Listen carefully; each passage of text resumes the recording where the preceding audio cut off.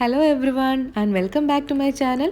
ഇന്ന് നമ്മൾ ചെയ്യാൻ പോകുന്നത് നല്ല ടേസ്റ്റി ആയിട്ടുള്ള ഈന്തപ്പഴ അച്ചാറിൻ്റെ റെസിപ്പിയാണ്. അപ്പോൾ നമുക്കിത് വളരെ പെട്ടെന്ന് തന്നെ റെഡിയാക്കി എടുക്കാൻ പറ്റും. അപ്പോൾ അതിനുവേണ്ടി ഞാനിവിടെ ഒരു 3/4 കിലോ ഈന്തപ്പഴമാണ് എടുത്തേക്കുന്നത്. നന്നായിട്ട് കഴുകി ഒന്ന് മുറിച്ച് വെച്ചിട്ടുണ്ട്.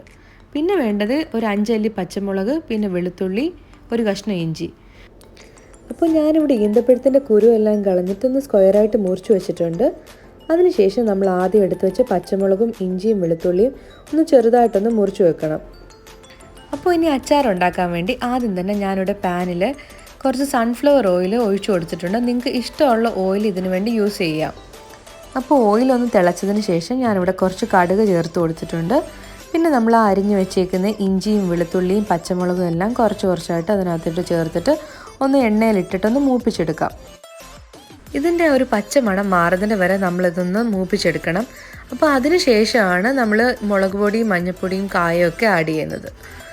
അപ്പോൾ ഇത് നന്നായിട്ടൊന്ന് മൂപ്പിച്ചെടുത്തതിന് ശേഷം നമുക്ക് ഫ്ലെയിം ഒന്ന് കുറച്ച് വെച്ചിട്ട് പൊടികളെല്ലാം ചേർക്കാം. അപ്പോൾ ഫ്ലെയിം കൂട്ടി വെച്ചാൽ പൊടിയൊക്കെ കരിഞ്ഞു പോകും. അതുകൊണ്ട് എപ്പോഴും ലോ ഫ്ലെയിമിൽ ഇട്ടിട്ട് വേണം പൊടികളെല്ലാം ആഡ് ചെയ്യാൻ. ഞാനിപ്പോൾ ആദ്യം ഇവിടെ 1 ടീസ്പൂൺ മഞ്ഞൾപ്പൊടിയാണ് ചേർത്തത്.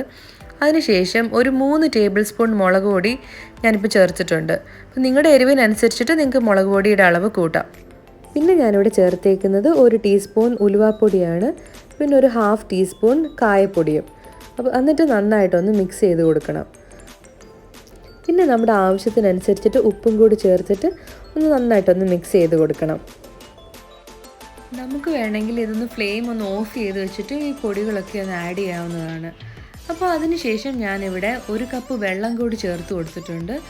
അപ്പോൾ വെള്ളം കൂടി ചേർത്തിട്ട് ഞാനിപ്പോൾ ഇവിടെ ഇളം ചൂടുള്ള വെള്ളമാണ് ചേർത്തേക്കുന്നത്. അപ്പോൾ അച്ചാർ കേടുകൂടാതെ കുറേ നാളിരിക്കും. അപ്പോൾ വെള്ളം ഒന്ന് തിളച്ചതിന് ശേഷം ഞാനിവിടെ ഒരു 1/2 കപ്പ് വിനാഗർ കൂടി ആഡ് ചെയ്തിട്ടുണ്ട്. നിങ്ങളുടെ പുളിയുടെ അനുസരിച്ചിട്ട് നിങ്ങൾക്ക് വിനാഗറിൻ്റെ അളവൊക്കെ ഒന്ന് കൂട്ടുകയൊക്കെ ചെയ്യാം. അപ്പോൾ ഞാനിപ്പോൾ ഇവിടെ 1/2 കപ്പാണ് എടുത്തേക്കുന്നത്. അതിനുശേഷം ഞാനിവിടെ ഒരു 2 ടേബിൾ സ്പൂൺ പഞ്ചസാര കൂടി ചേർത്ത് കൊടുത്തിട്ടുണ്ട്. മധുരം ഒന്ന് ബാലൻസ് ചെയ്യാൻ വേണ്ടിയാണ് ഞാനിപ്പോൾ ഇവിടെ പഞ്ചസാര ആഡ് ചെയ്തേക്കുന്നത്. അപ്പോൾ നമ്മുടെ ഗ്രേവി ഒന്ന് തിളച്ചതിന് ശേഷം അരിഞ്ഞു വെച്ചേക്കുന്ന ഈന്തപ്പഴം കൂടി ഒന്ന് ചേർത്ത് കൊടുക്കാം. ഇനി ഈ ഒരു ടൈമിൽ ഉപ്പോ പുളിയോ ഒക്കെ കുറവുണ്ടെങ്കിൽ നിങ്ങൾക്ക് ചേർത്ത് കൊടുക്കാവുന്നതാണ്. അപ്പോൾ എനിക്കിവിടെ കറക്റ്റ് ആയിരുന്നു, അതുകൊണ്ട് ഞാനിപ്പോൾ എക്സ്ട്രാ ഒന്നും ചേർത്ത് കൊടുത്തിട്ടില്ല. അപ്പോൾ നമ്മൾ അരിഞ്ഞു വെച്ചേക്കുന്ന ഈന്തപ്പഴം കൊണ്ടൊന്ന് ചേർത്തിട്ട് ഒന്നുകൂടെ സ്പൂൺ ഉപയോഗിച്ചൊന്ന് മിക്സ് ചെയ്ത് കൊടുത്തിട്ട് ഒരു 10 മിനിറ്റ് ഒന്ന് അടച്ച് വെച്ചിട്ട് നമുക്കൊന്ന് കുക്ക് ചെയ്യാം. അപ്പോൾ ഈന്തപ്പഴം എല്ലാം നന്നായിട്ടൊന്ന് അലിഞ്ഞ് വരണം. നിങ്ങളുടെ കയ്യിൽ കറിവേപ്പിലയൊക്കെ ഉണ്ടെങ്കിൽ നിങ്ങൾക്ക് കുറച്ച് കൂടുതൽ ആഡ് ചെയ്യാം. എൻ്റെ കയ്യിലിപ്പോൾ ഇല്ലാത്തത് കൊണ്ടാണ് ഞാനിപ്പോൾ കുറച്ചേ ചേർത്തിട്ടുള്ളൂ. അപ്പോൾ നല്ല ടേസ്റ്റി ആയിട്ടുള്ള ഈന്തപ്പഴത്തിൻ്റെ അച്ചാർ റെഡി ആയിട്ടുണ്ട്. നമുക്കിത് ചോറിൻ്റെ കൂടെയും ബിരിയാണിയുടെ കൂടെയൊക്കെ കഴിക്കാവുന്നതാണ്. അപ്പോൾ വളരെ പെട്ടെന്ന് തന്നെ റെഡിയാക്കി എടുക്കാൻ പറ്റുന്ന നല്ലൊരു ഇൻസ്റ്റൻറ്റ് പിക്കിളാണ്. എല്ലാവരും ഉറപ്പായിട്ട് ഇതൊന്ന് ട്രൈ ചെയ്ത് നോക്കണം. നല്ല ടേസ്റ്റിയാണ്. അപ്പോൾ നമുക്കിത് കുറേ നാൾ സ്റ്റോർ ചെയ്ത് വെക്കാനും പറ്റും.